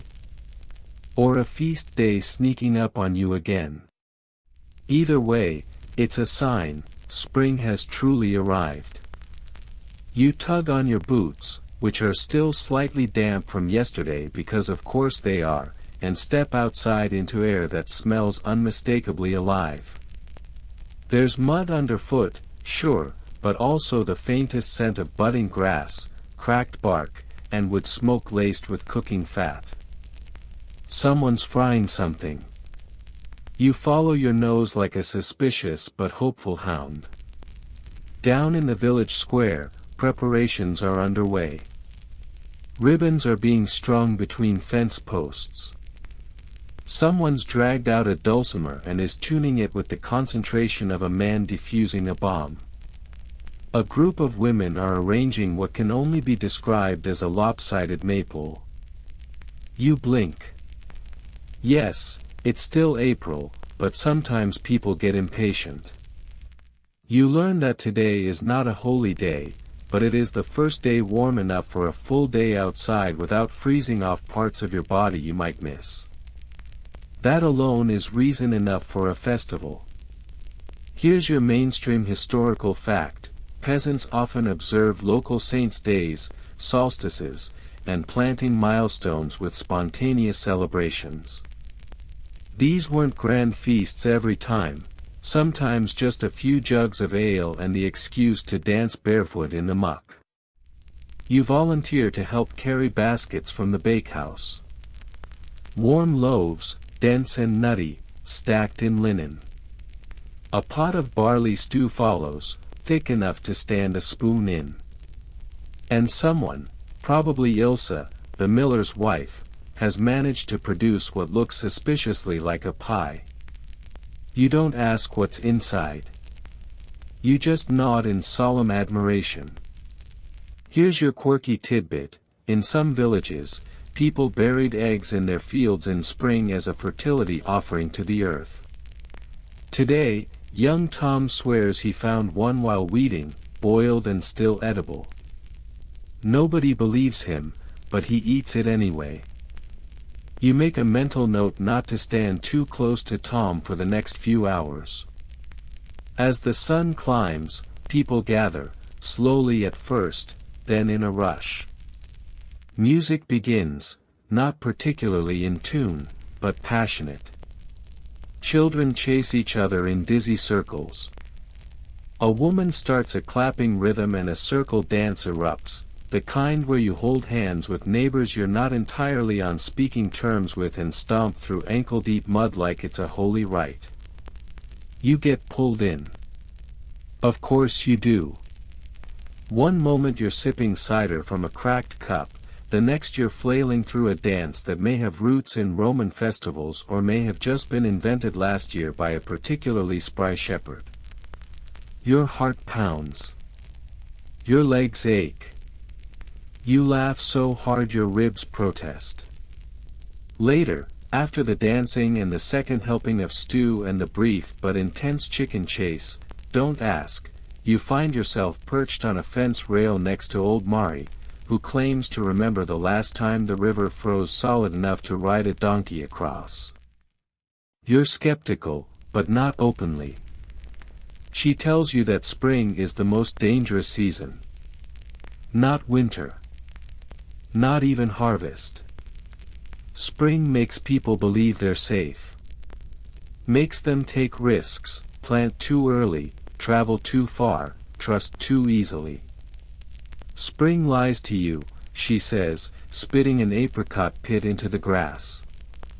But it lies sweet. Historians still argue whether peasant life followed a strict agricultural calendar or whether survival demanded a more fluid, intuitive rhythm. You think the answer's obvious: the land tells you what to do, but never in plain language. You pass the rest of the afternoon mending a fishing net with your uncle, who's planning to try the stream tomorrow.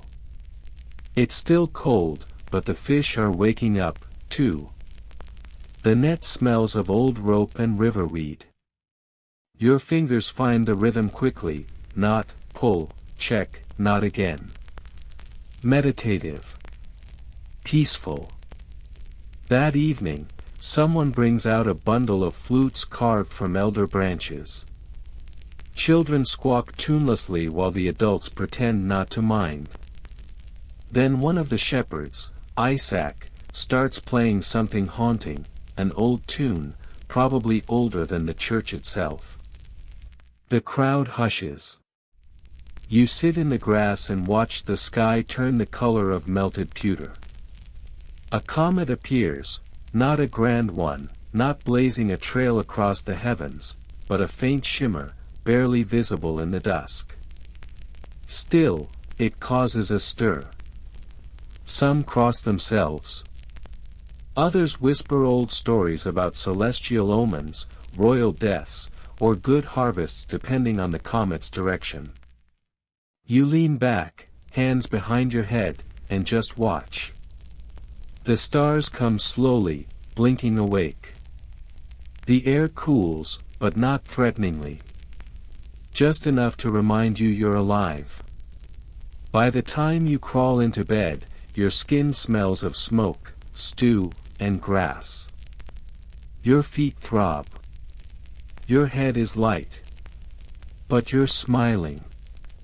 And as you fall asleep, you think, maybe the worst is behind you. Maybe the sun will stay.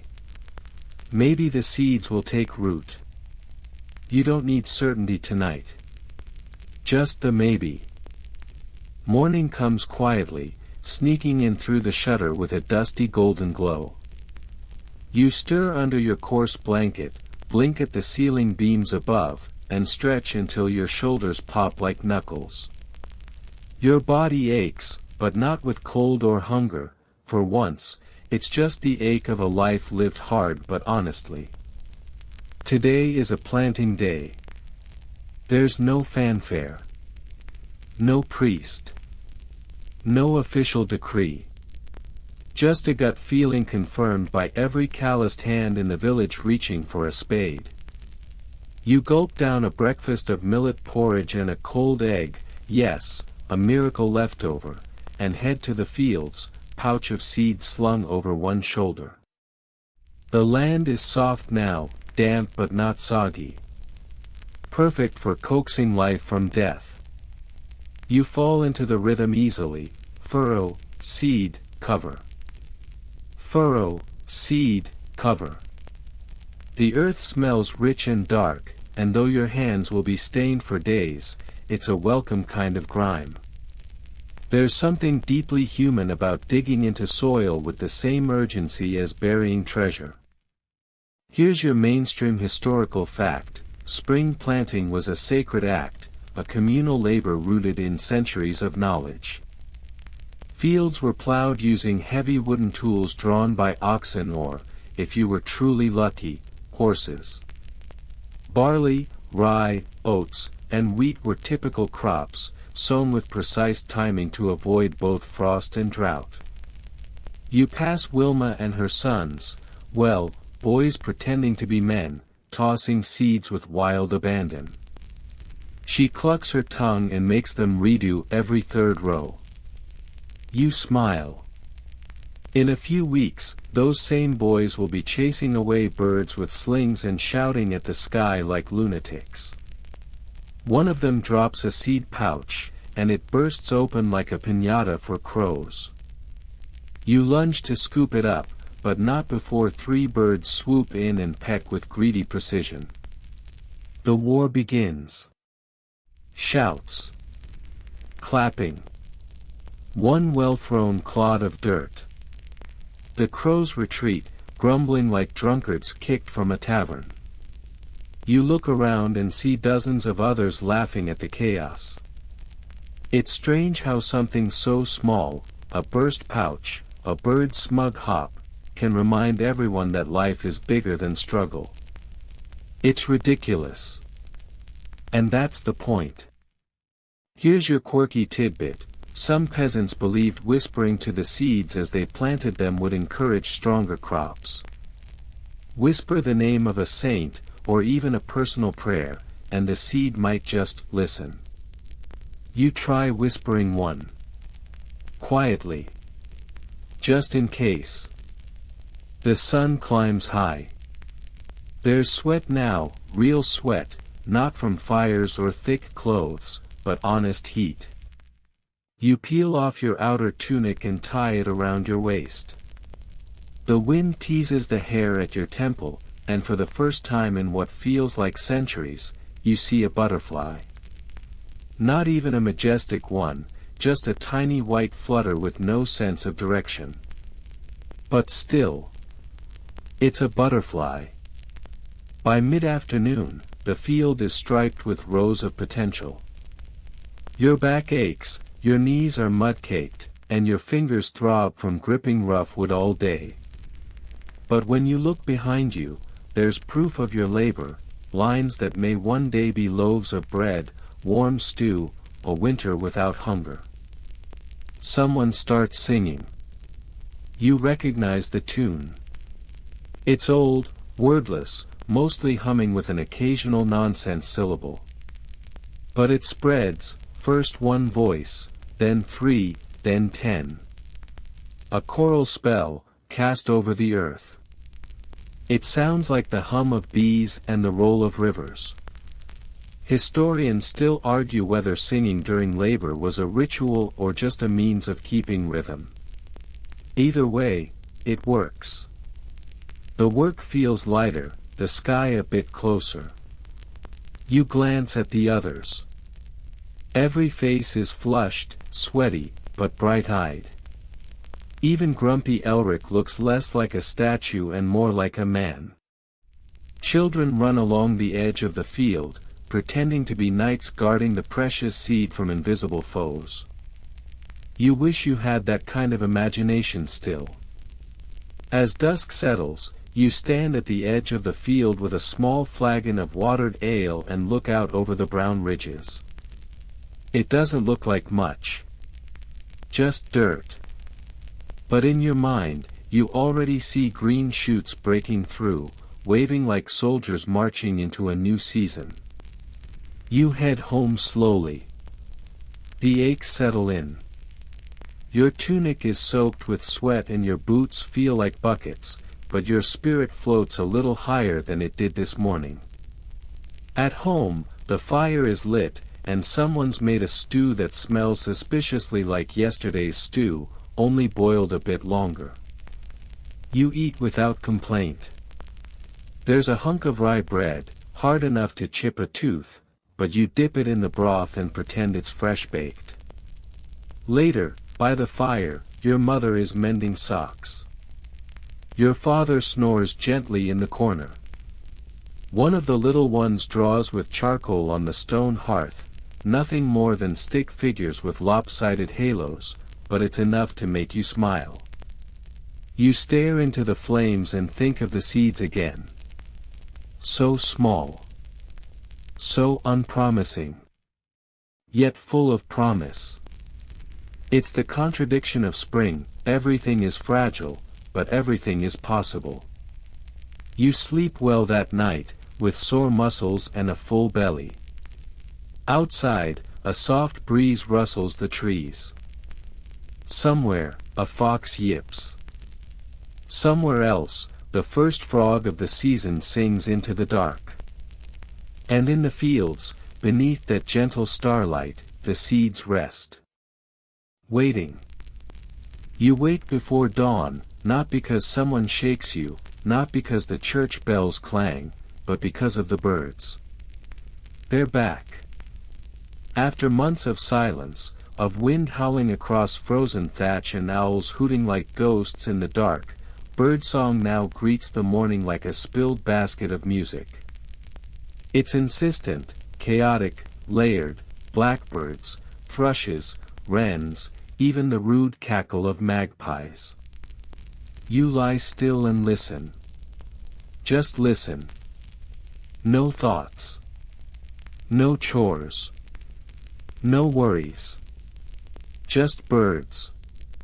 Eventually, responsibility knocks, quietly at first, like a guilt you can't ignore. So you rise, stretch, and move through your morning with practiced ease. You're not rushed anymore. Spring is a slower season, oddly enough. Less desperation, more pacing. You can afford to breathe between tasks. Today is cleaning day. Not your body, that happens, less often, but your living space. It's time to sweep out the ashes of winter. Literally. You begin by hauling out the rushes that line your floor. They've soaked up 5 months of everything: mud, spilled ale, chicken droppings, the occasional rat incident, and now they smell like betrayal. You grab them by the fistful and toss them into a basket for compost. Fresh rushes will come soon. Maybe even lavender if you're feeling decadent.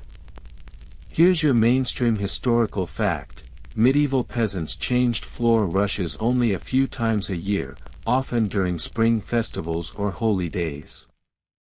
Aromatic herbs like mint, lavender, or meadowsweet were sometimes scattered among them to improve the smell, and maybe ward off pestilence, depending on who you asked. You scrub soot from the hearthstones, dislodge a spider the size of your thumb, you nod politely as it retreats, and hang out blankets to air. You try not to think about what lives in them. Better to let the sun do its slow, silent work. Mid-morning, you head outside. The air smells different now, less like damp wool, more like rain-washed stone and green things growing in secret. A breeze rolls through, and for a moment, you could swear the entire village exhales with you. You walk the perimeter of your little world. The fields are furrowed, the stream babbles with confidence, and the old pear tree by the smithy is showing buds. You remember climbing it once as a child and getting stuck for 3 hours. The tree still leans like it remembers, too. Near the stream, you find Greta and Tom digging a trench. No one asked them to. It's just what needs doing. Drainage, maybe. Or a new garden. Tom claims he saw a frog the size of a chicken egg. Greta rolls her eyes. You hope he's lying, but part of you wants to see it anyway. Here's your quirky tidbit: in some parts of Europe, it was considered good luck to see a frog first thing in spring, provided it wasn't in your soup. Some villagers even whispered their wishes to frogs, convinced they had a line to the spirit world. You look around, just in case, but the frogs are apparently off duty today. Afternoon brings warmth, not enough to sweat, just enough to feel your shoulders loosen. You help repair a fence post with your neighbor, a man who speaks only in grunts and nods but somehow manages to say everything.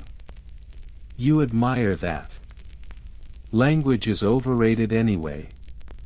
At the well, a group gathers for no particular reason. It's just what happens when the weather's kind and the chores are light.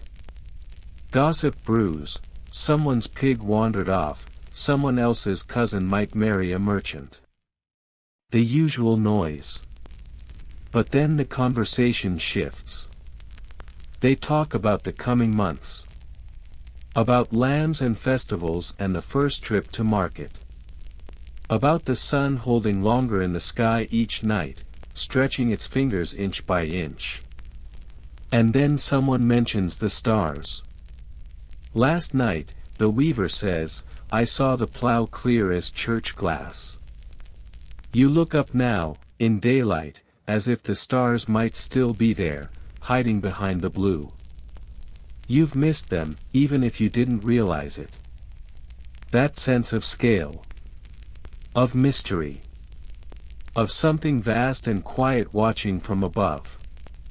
Historians still argue whether peasants truly understood the celestial calendar, or simply repeated what monks and landowners told them. But you know what you know: when the stars shift, so does the world. You spend the rest of the day sharpening tools, plucking old feathers from the eaves, and weaving a new basket from willow branches. Your fingers are clumsy at first, but muscle memory returns like a favorite song. Over, under, pull tight. Over, under. The rhythm of it soothes you. Evening comes soft and slow. No drama. Just a fade from gold to lavender to indigo. Someone lights a torch in the square. Then another. A few candles flicker behind shutters. Somewhere, a flute stirs the dusk like a spoon in honey. You settle by the fire, warm drink in hand, and think about everything the past months have carved into you. The cold. The hunger. The silence. But also the laughter, the music, the strange little miracles of surviving each day. And then, just before sleep takes you, a thought drifts in, quiet and sure. You made it. Somehow, against odds both real and imagined, you are still here. Still whole. Still waiting for the seeds to rise. So now, as your breath slows and your eyes begin to close, let the noise of that medieval village fall away. No more scraping hooves on cobblestone. No more chiming bells or muddy boots. Just quiet. Just stillness. Outside your thatched walls, the stars blink gently, ancient and unchanged. The field lies under moonlight, every furrow and seed tucked in like a child beneath a quilt of earth. Somewhere, a sheep shifts in its pen. A bird rustles in its nest. But otherwise, the night holds its breath with you. Let your muscles soften now. Feel the weight of the blankets, the imaginary ones or the real, settle around your shoulders. The fire is low, casting warm shadows that dance lazily across the walls. And in the hearth's final glow, you see not just survival, but memory. Strength. Stillness. Maybe even a little joy. The coldest nights are behind you. The hunger has passed. Spring has come, and with it, the simple comfort of enough. Enough warmth, enough light, enough hope to carry you through. So rest now. Sink deeper into the silence, deeper into the slow rhythm of peace. No need to worry about tomorrow's weather, or whether the stew will last, or if the crows will steal the seed. Tonight, there is only this, breath, and sleep, and the soft whisper of a world turning gently toward the sun. Good night, traveler.